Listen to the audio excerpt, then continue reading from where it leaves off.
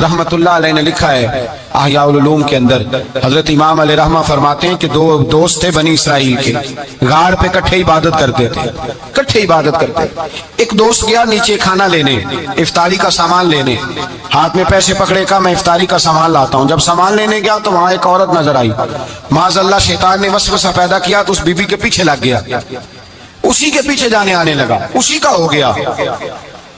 अब उसने इंतजार किया, कई घंटे ना आया, मालूमात की तो पता चला कि वो तो माज़अल्लाह तवाइफ के पीछे एक बुरी जगह, बुरे ठिकाने पहुंच गया।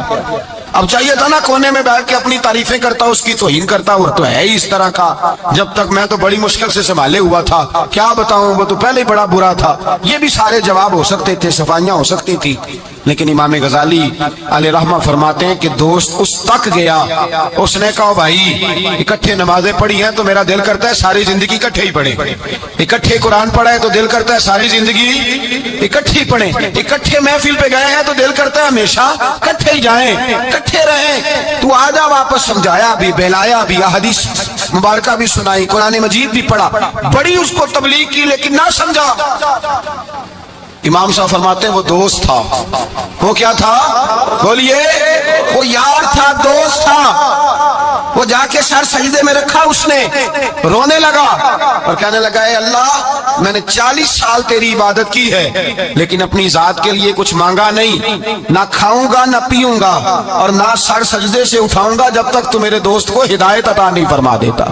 मैं यहाँ इबादत ही करता रहूं, 1 दिन 2 दिन 4 दिन हफ्ता, बाज़ किताबों में 11 दिन बीत गए, सर सजदे में है। अल्लाह तबारक व तआला ने अपने फजल से एक दोस्त की बरकत से दूसरे को हिदायत अता फरमा दी। वो आए, आकर के उसके पास जब देखा तो वो सजदे में है, का उठो, उसने कहने लगा अल्लाह का शुक्र है जिसने आपको लौटा दिया। तो कहने लगा मैं भी सोच रहा था मेरे दिल में गुनाह की नफरत क्यों पैदा हुई, ये तो मुझे अब समझ आई है कि तेरी दुआ की बरकत से अल्लाह मेरा दिल बदल दिया है, तेरी दुआ की वजह से अल्लाह ने मेरा दिल। लेकिन अगर हमारा जराना उन लोगों से हो जो गुनाहों पर हमारी मदद करें, माज़अल्लाह सैन में जाने में मदद करें, इश्क लड़ाने में मदद करें, तमाशे करने में मदद करें, तो वो तो उल्टा गुनाहों का शिकार करेंगे।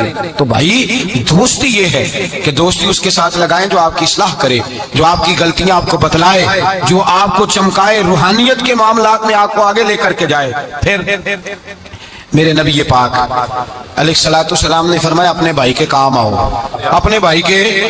और पता क्या फरमाया हुजूर ने, नबी पाक ने फरमाया जब तक तू अपने दोस्त की मदद करता रहेगा अल्लाह तेरी मदद करता रहेगा, जब तक तू अपनी भाई की मदद में रहेगा अल्लाह तेरी मदद में रहेगा। जब तक तू, आप वो दौर देखिए ना जब सहाबा किराम अलैहिम रिदवान ने अंसार और मुहाजिरीन के दरमियान जब नबी पाक ने भाईचारा कायम फरमाया, तो ना बरादरी थी, ना कबीला था, ना इलाका था, ना रहन सहन एक था, वो मक्के के रहने वाले, ये मदीने के रहने वाले।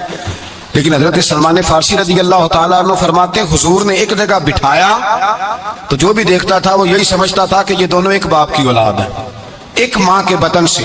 इस कदर ज्यादा खुलूस उनके अंदर पैदा हुआ। मेरे नबी करीम अलैहिस्सलाम ने ताकीद फरमाई, 3 बातों से हुजूर ने मना किया, 3 बातों से नबी पाक सल्लल्लाहु अलैहि वसल्लम ने मना किया। ये याद रखने की बात, हुजूर ने फरमाया कभी भी अपने दोस्त के साथ बहस ना करो। दोस्त के साथ बहस नहीं ना होती आजकल, नहीं ना होती, कहीं यही तो होती है, यही तो है हर चौक में, हर चौराहे में 2 दोस्त 2 वकील बन के खड़े होते हैं आमने सामने और हारने का कोई नाम नहीं लेता। नबी पाक ने फरमाया जो दोस्त होगा वो कभी बहस नहीं करेगा, वो दोस्त के साथ बहस ना करे, हुजूर ने हुक्म दिया। और दूसरे नंबर में फरमाया कोई दोस्त कभी अपने दोस्त का मजाक ना उड़ाए, कभी मजाक ना उड़ाए। देखे ना, ये अल्लाह तबारक व तआला की तख्लीक है, किसी का रंग गोरा है, किसी का काला है, किसी का कद ऊंचा है, किसी का नीचा है, मजाक ना उड़ाए, लफ्जों में, मानों में, इशारों में, किसी भी हवाले। अपने दोस्त का जहां मजाक होता है वहां नफरत पैदा होती है, याद रखना, बातें दिलों में रह जाती हैं, आहिस्ता आहिस्ता वो दोस्तियां खत्म हो जाती हैं जिनमें मजाक आता है। नबी पाक ने 3 बातों से मना किया, एक फरमाया दोस्त से बात ना करो, एक फरमाया उसका मजाक ना उड़ाओ, और तीसरा मेरे हबीब पाक सैयद आलम अलैहिस्सलाम ने फरमाया अपने दोस्त से कोई ऐसा वादा ना करो जिसे तुम पूरा नहीं कर सकते, कोई ऐसा उसके साथ वादा ना करो, कोई ऐसा वादा ना करो। اپنے دوست کے ساتھ وہی بات کرو جس پر تم پورے.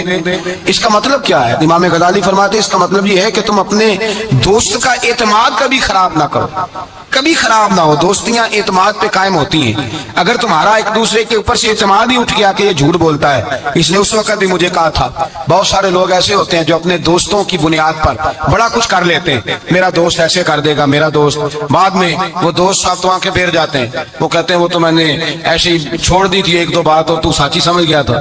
تو بھائی دوستی میں ایسا کبھی نہ کریں، اخلاص والا رویہ اختیار کریں. میرے حبیب پاک صلی اللہ علیہ وسلم نے فرمایا تو دوستی کی بنیاد ہی اللہ کی رضا پہ رکھ، دوستی کی بنیاد ہی اللہ کی رضا پہ رکھ. میرے حبیب پاک علیہ السلام فرماتے ہیں ایک دوست دوسرے دوست سے ملنے دوسرے شہر گیا، دوسرے شہر. اب یہ جو اللہ کی رضا کے لیے دوستی ہے، یہ پتہ کس کے ساتھ ہوتی ہے؟ یہ اللہ کے ولیوں کے ساتھ ہوتی ہے. یہ جو اللہ کی رضا کی دوستی ہوتی ہے نا، نیک لوگوں کے ساتھ ہوتی ہے. نیک لوگ.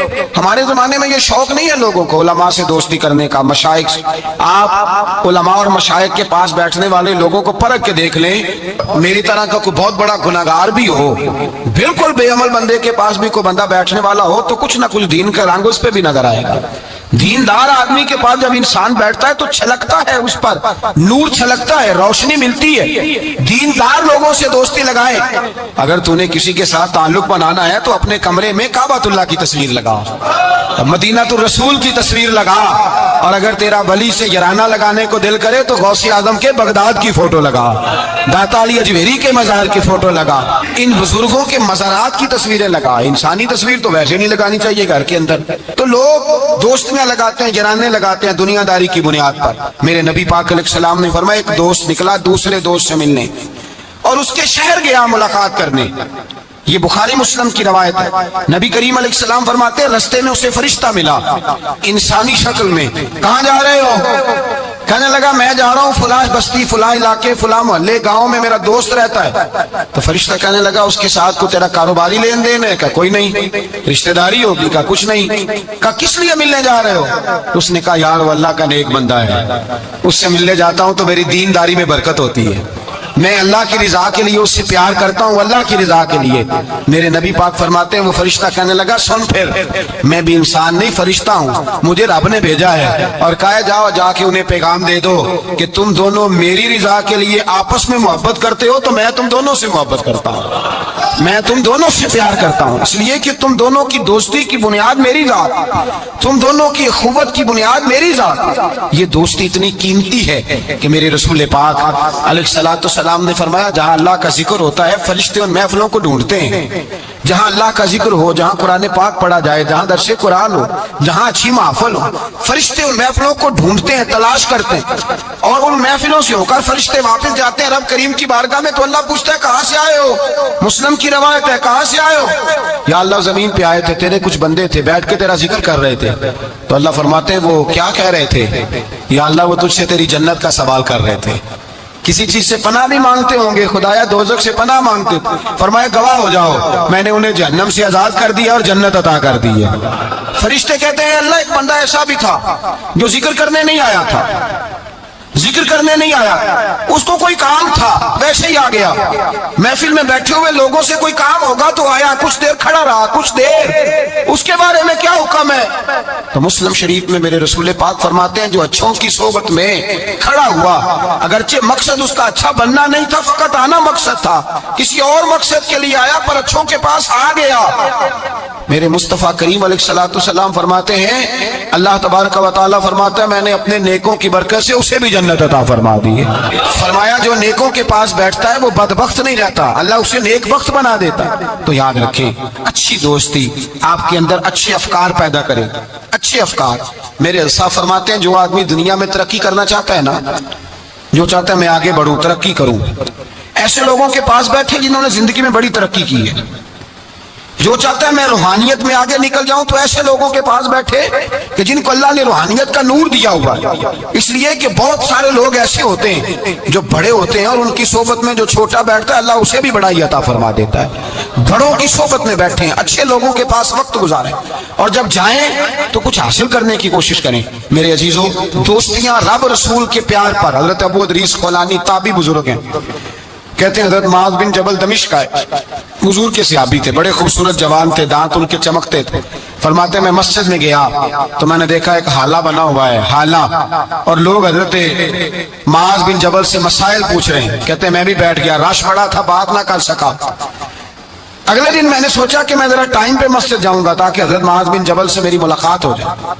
میں کافی پہلے گیا کہ ان سے مل جاؤں، تنہائی میں کچھ وقت ملے مجھے. فرماتے میں پہلے گیا لیکن وہ مجھ سے پہلے مسجد میں آئے تھے اور آ کے نماز ادا کر رہے، نوافل میں مشغول تھے. وہ فارغ ہوئے، میری طرف دیکھا، کہنے لگے کیسے آئے ہو؟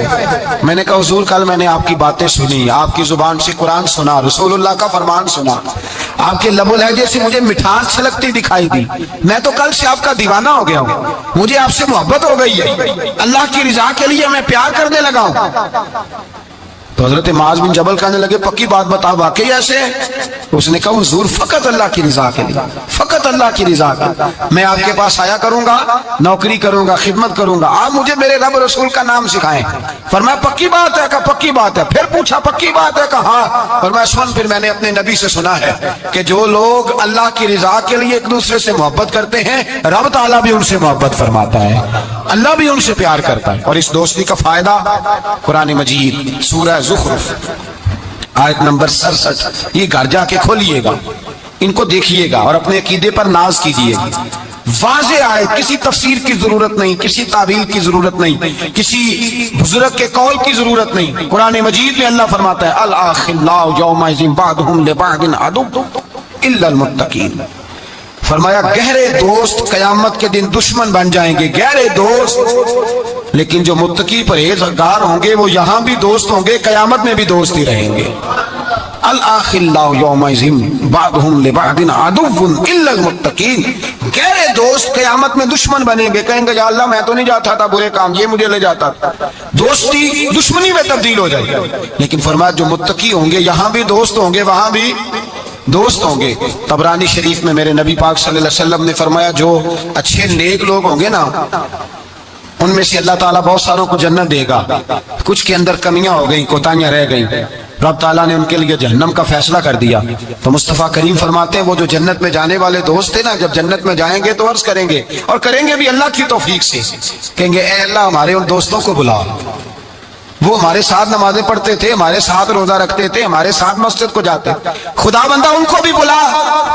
رب تعالیٰ کی بارگاہ سے حکم ہوگا کہ چونکہ انہوں نے غلطیاں کی، کوتاہیاں کی، ان کے لیے دوزخ کا فیصلہ کر دیا گیا، وہ تو جہنم میں چلے گئے. میرے نبی پاک علیہ السلام فرماتے ہیں وہ اس طرح اللہ کی بارگاہ میں ناز سے جھگڑا کریں گے جیسے کوئی پیارا اپنے بڑے کی بارگاہ میں جھگڑا کرتا ہے. کہیں گے اے اللہ نہیں انہیں بلا، اے اللہ انہیں بلا، ہم دوستوں کے ساتھ جائیں گے، ان کے ساتھ جائیں گے. تو میرے نبی پاک فرماتے ہیں ان نیکوں کی سفارش کی برکت سے اللہ فرمائے گا جاؤ جہنم کے دروازے کے قریب، جو تمہارا دوست ہے اسے پہچانتے جاؤ اور جہنم سے نکالتے جاؤ. اس لیے کہ تمہاری دوستی کی بنیاد تقویٰ ہے، پرہیزگاری ہے. نبی پاک صلی اللہ علیہ وسلم نے فرمایا دو دوست کٹھے رہتے تھے دنیا میں، اور جب وہ قیامت کے دن اللہ تبارک و تعالیٰ کی بارگاہ میں پیش ہوئے تو ہوا یہ کہ دونوں کی کچھ نہ کچھ نیکیاں کم ہو گئیں. سمجھ لیں دونوں کے 80% نمبر آئے، 20% میں فیل ہو گئے. اب 100% نمبر چاہیے تھے جنت میں جانے کے لیے. اب وہ دونوں 20% نیکیاں ڈھونڈنے نکلے.